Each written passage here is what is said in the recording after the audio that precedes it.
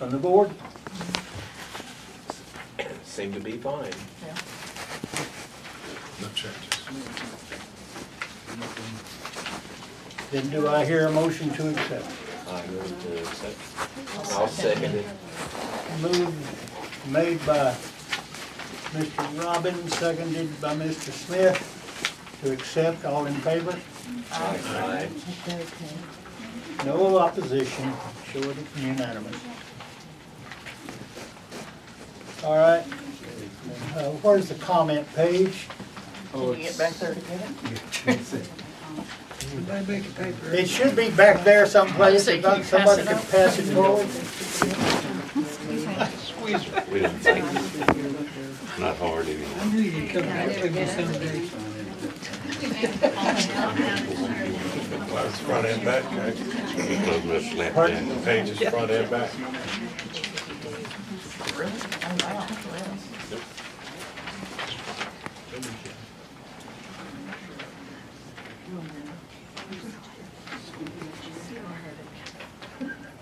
Cheryl Bennett?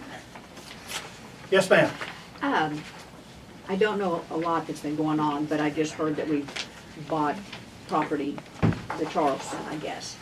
My question is, are we the only ones gonna be responsible for taking care and paying for everything? Even though the rest of the community, like East Plantation and the rest of the homeowners, will they not have any involvement or on paying for any of this? To the best of my knowledge, what we have done to date is that we have obtained a right to purchase. Okay, We have not bought the land as per se. okay, That will happen if and when the judge makes a ruling at some point in the future, correct? Yeah, As a result, until that time, RPMUD will have to withstand all of the expenses, all of the Okay. costs. okay, The cost will, at some point in time, reflect themselves in water rates and taxes imposed by the RPMUD. If they exceed what we normally take in. That'll be up to, when that occurs, and that'll be up to the board at that time. Anything else? Well, I mean, I think it's a great idea. You know, I don't want homes or anything built, but I just sort of felt like it should be the whole community somehow. It cannot be. It cannot By be. law, it cannot be. It cannot be. East Plantation does not participate, Okay. only those in RPMUD. Is there any way, once you say acquire the land, could it not be basically sort of No, sold ma'am, back to the not unless it's CIA? offered back to the original owner. Oh. Oh, okay. Am I correct? Well, I'll say, let me add two things to that, Jack, to address that. So first, we've obtained a right of possession of the property. Okay. We had the condemnation hearing and we've posted the amount the commissioners awarded. So RPMUD is in exclusive possession and control of the Charleston, the former Charleston course. Okay.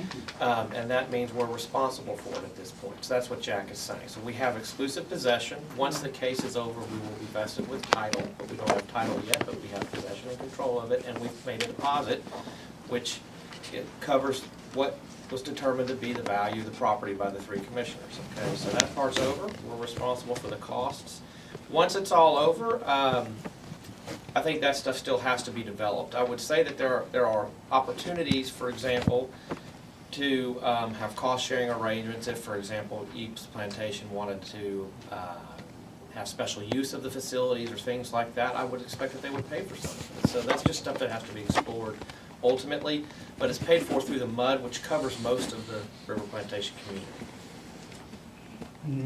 Only about 60%, 40% EP. It's River Plantation's park. So that's Okay. the best way to look at it. It's, Okay. but East it's open to the Plantation public. didn't contribute a penny, Correct. and nor are they expected to at this time. That's right. Steve Turk, Steve, I checked it, I don't have anything. okay. Betty Brown, I don't have anything, but Tim Horner, Nothing. Reese Fenster, Ron Fenster, Ron Pinter, back here in the corner. okay. I'm not sure things are over. come up to the front. Yeah. My question, well, for the board and attorney here, how much did the commissioners determine the value of? So the commissioners awarded $511,000, it's a little over, I'm rounding, but it's $511,000 for the entire Charleston property, 71 acres. All right, my understanding from one of our previous meetings, everything was talking about this being a park area to start with. And at that point, I think you and Jack both made the statement to us, once it became a park, it was open to anybody and everybody. It's not just an RP thing. This is gonna belong to the MUD. It doesn't belong to the residents of RP since this is private property that's being bought. Is that not correct? So what I'll do is, if you'll look at, if you have a copy of the agenda, if you look at item 8, so this is a public park paid for by public funds, so it's open to the public. So we can't exclude anybody on a irrational basis. You know, we can't be discriminatory on who we let in there. But the board is going to, I assume they have to vote on this, but what they're considering tonight is authorizing my firm to prepare a set of park rules that puts limitations on who can use it, what can it be used for, when can it be used, whether there are fees to be charged for its use. And one thing that the law allows, because it's a public park, is if you violate any of the district's rules, you could be fined. So that's a good deterrent to bad behavior in a public park. So that's the way it will operate. It's not a free-for-all. It's going to be a well-regulated, organized, maintained park facility. But it is open to anyone. It is. So you'd have to want to come in here and go to it, but if you do, you can use it, subject to compliance with the rules. What kind of development are we talking about for the park? I think that's something that's being discussed and established. That would be an ongoing subject. Correct. Over time will develop itself, I would think. I know it's in park. But Earlier discussion, playgrounds and about- things of that nature, I think, is what's anticipated. Walking One point, trails. they were talking about soccer fields, ballparks. Of course, in any open park, anything like that, you're gonna have parking. There's no prohibition to anything, Parking. Huh? as far as that goes, as far as public use. Say it again. The only problem you'd have is where you're gonna park. Right, good question, That's my question. where? If it's a Anyway. park, you got to supply parking. Are you finished, Mr. Fisker? Am I finished? Are you finished? Not really, but go ahead with what you want to say. I got a lot to say about it, but. Well, we should limit have ourselves, some since crowd we've got such a discussion. crew here, 3 Should have minutes. been there at the commissioners meeting. Go The ahead. commissioners he's referring to are appointed, they are not our county commissioners. I understand that. There's a I was there at that. Three-member meeting, that- board I that was there at the appointed hearing. to hear this matter. Anyway,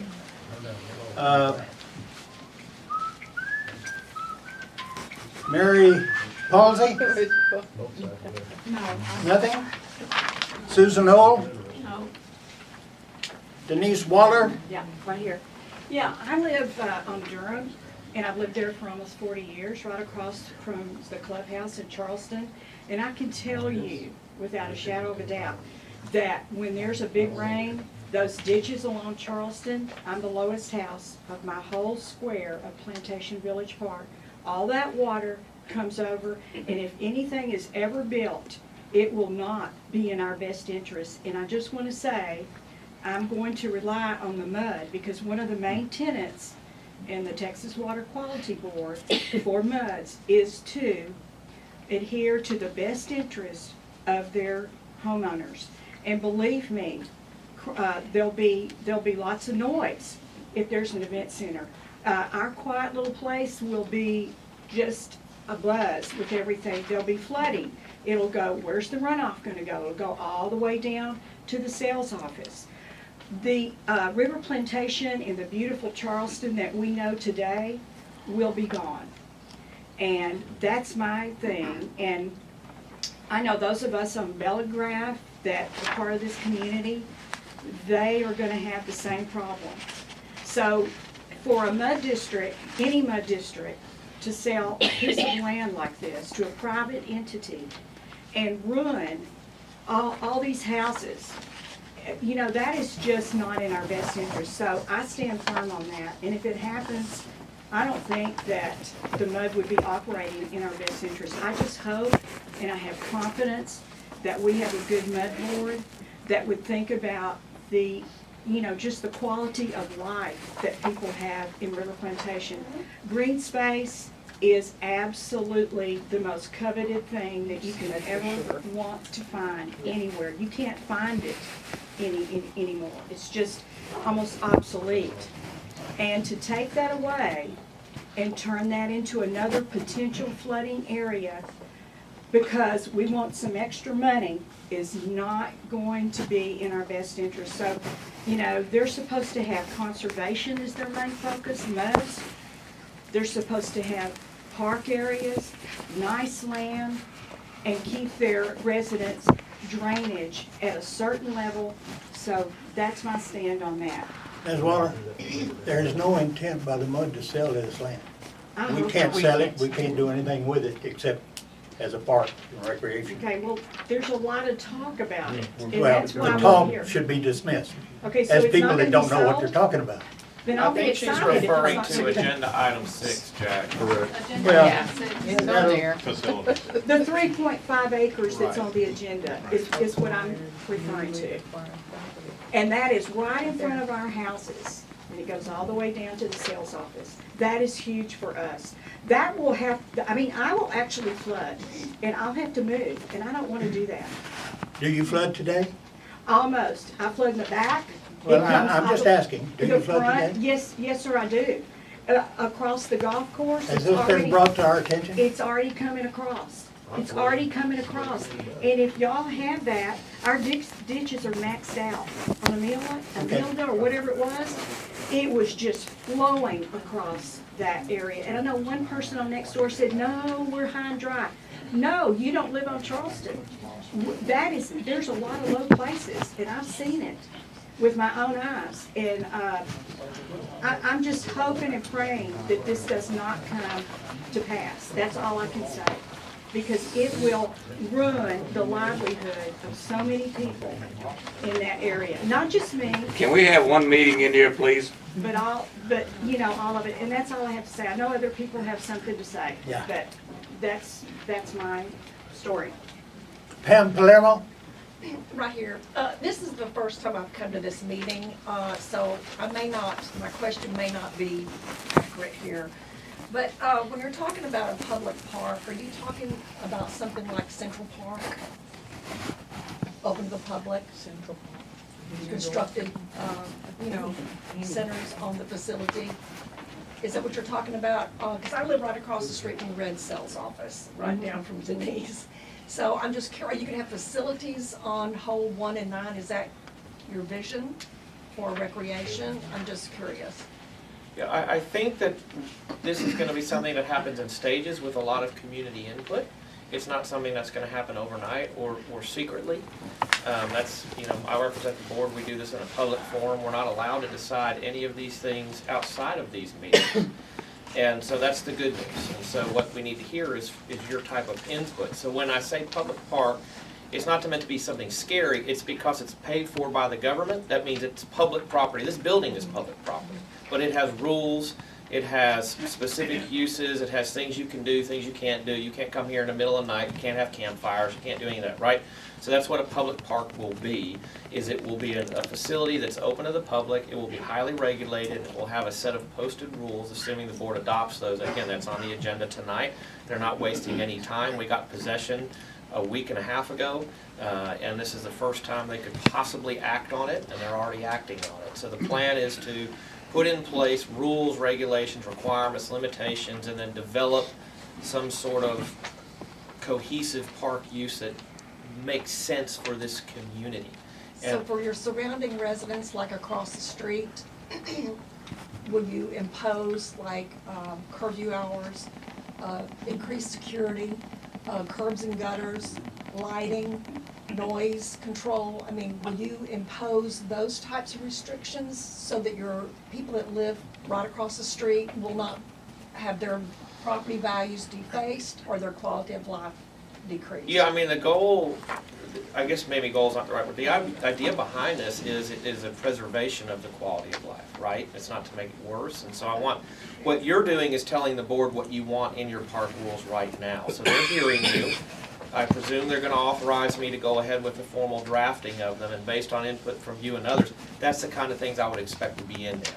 Lighting limitations, use limitations, dogs on leashes, no fires, no weapons, you know, all that kind of normal stuff. We represent over 100 municipal utility districts, so we've written lots and lots of park rules, so assuming that we're authorized under that agenda item, I pointed out 8, we're gonna write some very good rules. They will be enforced.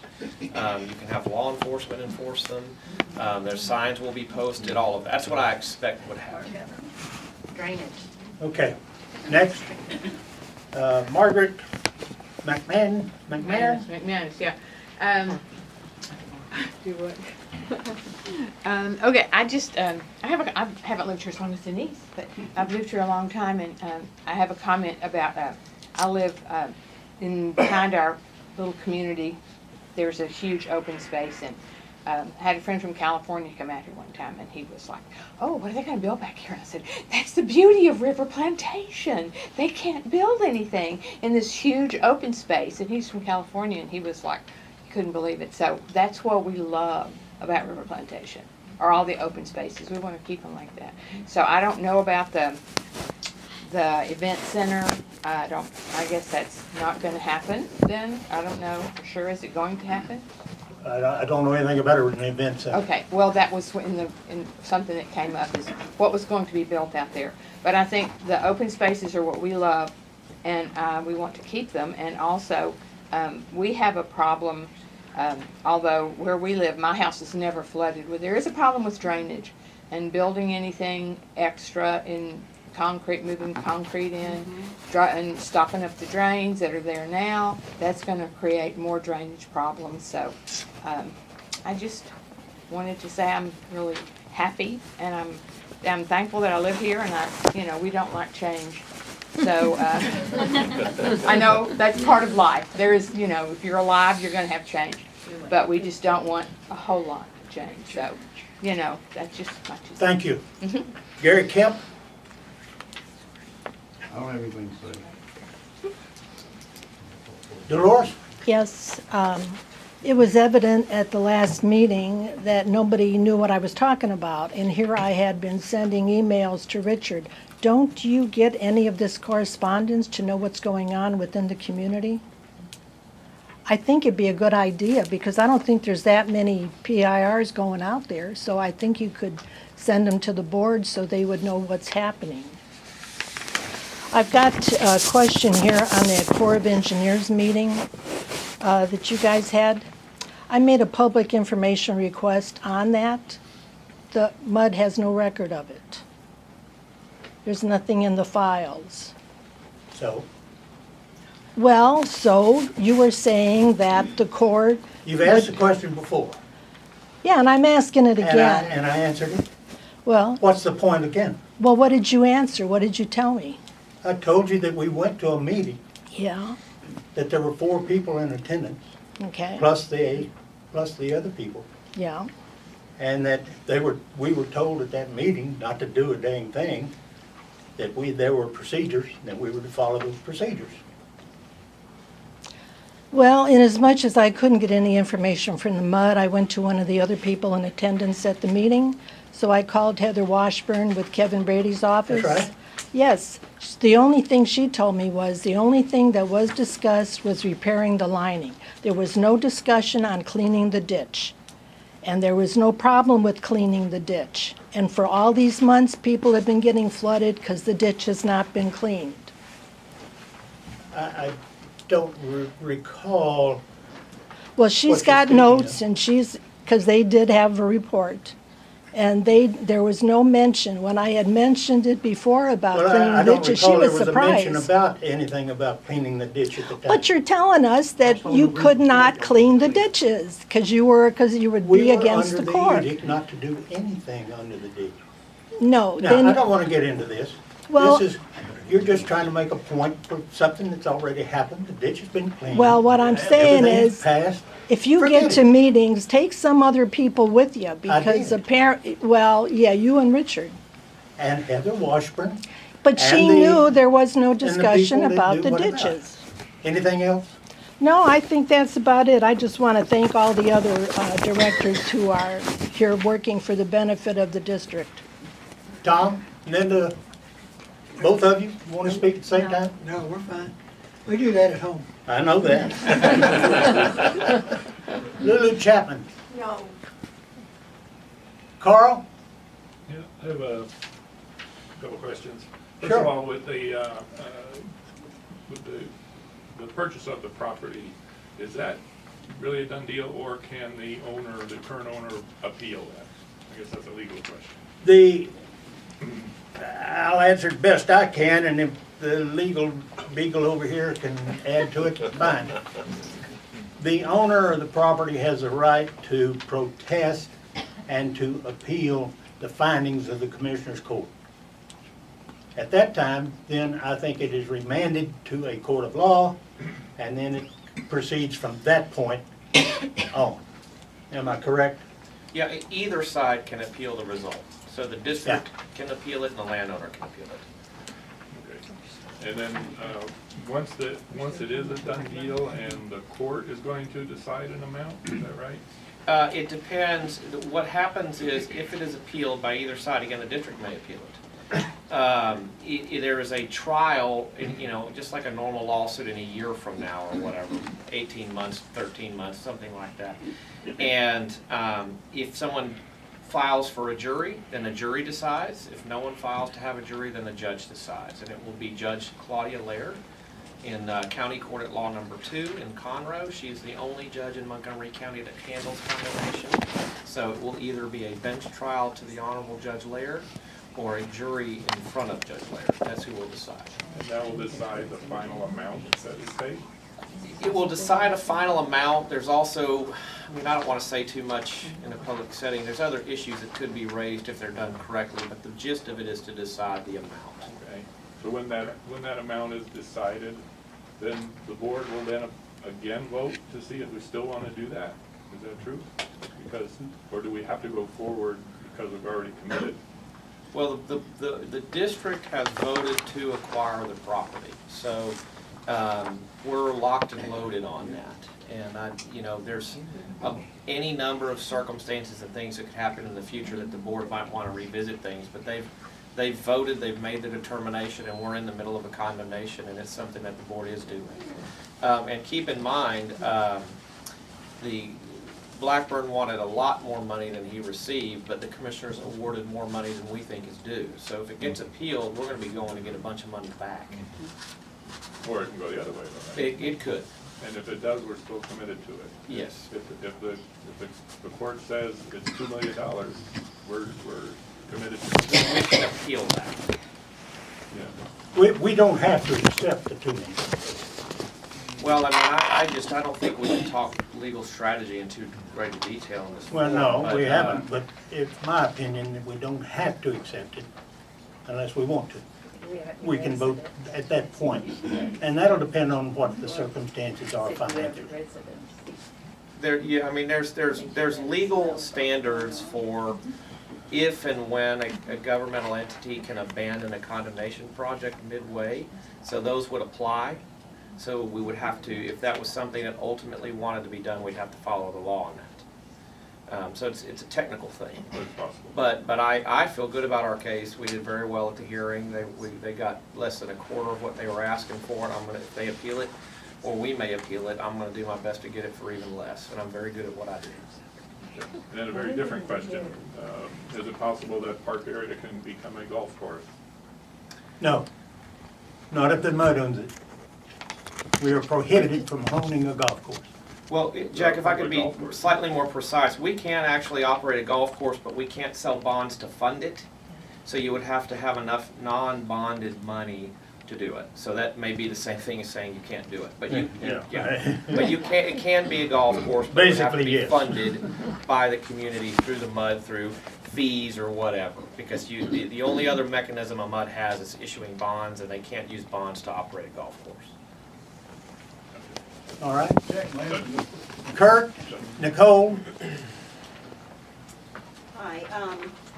My question is, if this does come to fruition, where are the funds coming from to pay for this, and how does it impact our reserves? So that if there is a mud failure for equipment or something needs to be replaced, that is not impacted and we're able to make the repairs or replacements as necessary. It comes from the coffers of the mud. And the coffers of the mud are replenished by revenues from water and sewer, tax revenues, and if possible, if probable, which an election would have to be held, we can raise taxes, we can sell bonds, and we can go for a loan from the Texas Water Board, which they give loans for. We can go for a gift, if you want to view it as such. There are a number of avenues available for how it can be funded. The question is whether you have the time to do it once you're giving the edict to buy it. I just want to know that there's enough, maybe Richard can give us some input on that there's enough there will. Well, it's in our report here, and it'll come out later in this meeting as to how much we have in reserve. Okay. Anything else? Thank you. Ted Allen, I have no comment. Gloria, No. Sam Jones, Question's already been asked. Thank you. Joe, I envision, and correct me if I'm wrong, it is the area to look like a green belt similar that's what's adjoining number 4 Biloxi. Is that correct? I wouldn't have the vaguest idea. It hadn't been decided at this point in time what to do with anything. We just found The out. Frisbee Park, you're talking about on the right side of the Yeah. Yeah. You know, they got walkways along there, and they play frisbee and stuff like that. Yeah, I haven't the vaguest idea, nor, we just got awarded this on the 7th of January, 6th of January, so it has not come up But before we're this board. thinking green belt type area. I would assume. Okay. Jack, I got one question I forgot to ask, though, that just came up. The maintenance of it, you've got an option on it, That's on the mud. so is there a plan in the near future to mow it? I mean, just basic, That is to be discussed at the meeting later on. One lightning strike will clear it all out. Yeah, well, let me just add. Or to an that. Australian outback fire. Yeah, we don't want that. It's item 7, so the cumbersome thing about governmental affairs like this is the board has to do new business through a meeting. And so it would have already been mowed, except that you have to have the meeting to authorize all that. So that's on the agenda tonight. I assume it'll pass, and once it's done, what is up for consideration is a regular mowing and maintenance schedule. So once they delegate to Richard that authority, we don't have to wait for a meeting to do it anymore. One other thing, Jack, Jaws down there. Since we're gonna have both sides of that, are we gonna be responsible for maintaining that creek or? Yes, sir. We are? Yep. So we're talking about possibly bulkheading it or something? Isn't that the county creek? No. I believe it is. Engineers takes care of it. Yeah, Not to my knowledge. They don't think it's us. They won't do a thing with it. No, Nobody claimed it. Corps won't do anything with The these. county wouldn't do anything about it. They won't even remove the tree that's about to go down the Right. bridge. That's because they were waiting for. They won't until they talk to the owner of the Owners. land, because they have to step on that person's land to Right. do it. But that's just By happened. the bridge. Huh? Yes, sir, you're back again. Yes, Street's sir. been down for- One quick question. It seems to be that for the Charleston, everything is mainly for park space, green space, to stay open like that. Why then are we involved as a MUD? Why didn't they work something out with RPCIA to keep it that way? Why did we step in and condemn on that? RPCIA, to my knowledge, doesn't have the right of eminent domain.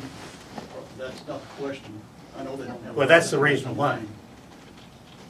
Why didn't they work something out with Mr. Blackwell? to Well, keep that's- everything? I can't answer that question, I have no knowledge. How did we get involved to condemn it? Why did we? Somebody brought it up that that was the thing to do. Is it? It's your opinion. For what reason? Yeah, I've already voted, you know my opinion. Next question to Mark Denham. Yes, in fact, picking right back up with the same conversation. In fact, I praise the board for making that decision because of the flood mitigation. It is a huge concern, obviously, in this neighborhood, and more homes will flood if we start putting more pieces of building, more footprints of foundation and so forth. So I'm glad that this decision was finally made. I support it. And of course, what I envision when I hear people say park, that's just a very loose term, but again, it's already been mentioned. Green space, of course, with the dog walking and just the walking and the bicycling and the whole thing, right? Not bringing in more infrastructure, because that is, for the most part, a flood area anyway. So you can't build up this area, because it just goes back to the original problem that we have. In addition to where it'd be nice to even look at maybe sanctuary for a lot of these beautiful birds that we have around here.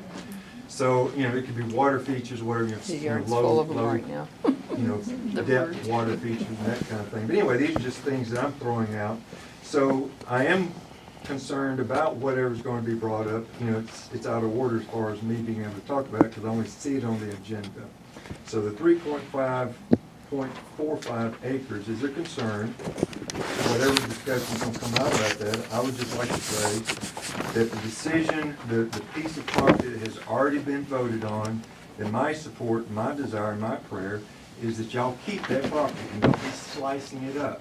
Because that was the whole reason to do this, is for the protection of the homeowners, for the mitigation of the flood issues that we have in our community. And if we start slicing it up and kind of changing our opinion on different pieces of property, then that could just come back and haunt us again. So that is, if I had a vote, that's what I'd be saying. Do not reverse your original decision. I want to address that real quick, just to make sure everybody knows what this board is doing with that agenda item. Anyone can bring agenda items to the board, are you with me? So this is not something that the board has put on this agenda because it is intending to do something. Yes. It is against the law